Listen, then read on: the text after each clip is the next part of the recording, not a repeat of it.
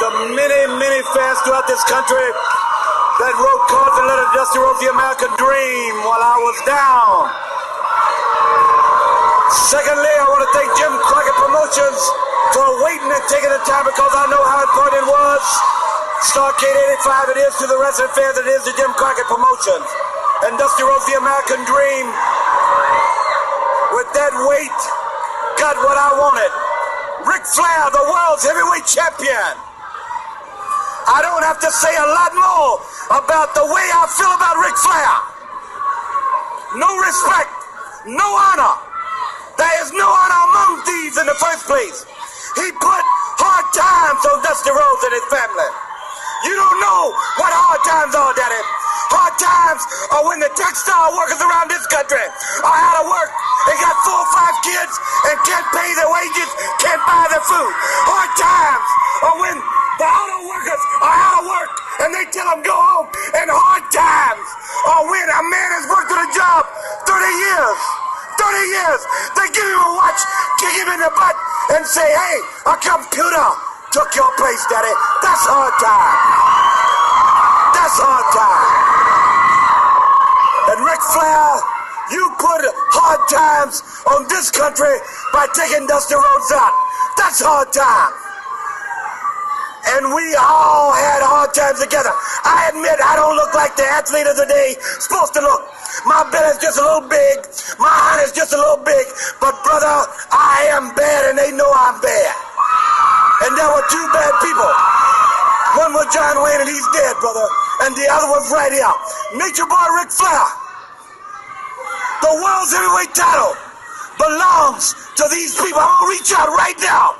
I want you at home to know my hand is touching your hand for this gathering of the biggest body of people in this country, in this universe, all over the world now.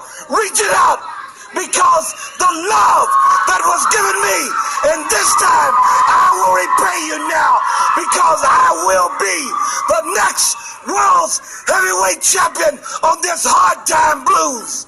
Dusty Rhodes Tour 85 and Ric Flair, Nature Boy. Let me leave you with this.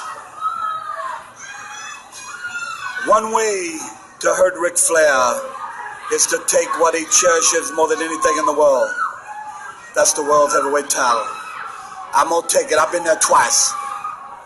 This time when I take it, Daddy, I'm gonna take it for you. Let's gather for it. Don't let me down now, because I came back for you, for that man up there that died 10, 12 years ago and never got the opportunity to see a real Wolf champion. And I'm proud of you, and thank God I have you. And I love you. Love you! And of course, that was the legendary and now deceased Dusty Rhodes. And I just wanted to give my thoughts on that. That was his famous hard time speech. And of course, as you've all heard, probably by now, that Dusty Rhodes has died at the age of 69, I believe. Yes, at the age of 69 from stomach cancer. And that was his famous Hard Times promo, discussing where he says, you know, after 30 years of hard work, giving a gold watch and being kicked in the ass and saying a computer took your job, talking against his longtime rival, the limousine driving, jet flying, Rolex wearing Ric Flair. Woo! You know, I just wanted to talk or give my thoughts on Dusty Rhodes. Dusty Rhodes was a little bit before my time. I was born in 1979, and Dusty Rhodes was really at his peak during the 80s.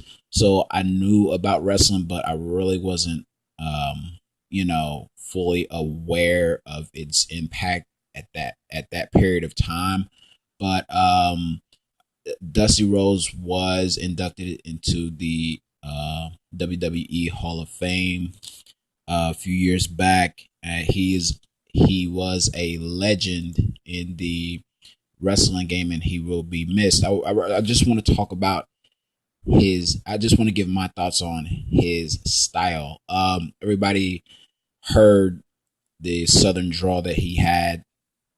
I am from Kentucky, and people like Dusty Rhodes and Hacksaw Jim Duggan, people from the South. He really gave people from the South a voice, unlike people like the big names like the Giant and Hulk Hogan and Ric Flair. They're more of a had a more of a city flash to them, but Dusty Rhodes, he really I heard somebody else say he was really authentic, and to me he spoke like a black preacher, because he did grow up in the poor parts of Texas. I heard that he grew up in hearing black preachers and stuff like that, where he says "daddy," and you know he really brought together. He was really fond of black people, and took a lot of their ways, the old 70s hats that he used to wear, and the manner of which he spoke. That's what will remember most about him. Him taking on, he did like Elvis kind of. Elvis kind of took on. It was a white man doing impersonation of a black man, but Dusty Rhodes was authentic with it. That's what he grew up on. That's the way he actually spoke. That's the way he actually done it, and that's what he actually liked. And I would just like to give a big RIP to Dusty Rhodes, and uh, say my condolences to his friends, his family, his son Cody, and Stardust, and to all the WWE fans. And that's my thoughts on the late great Dusty Rhodes.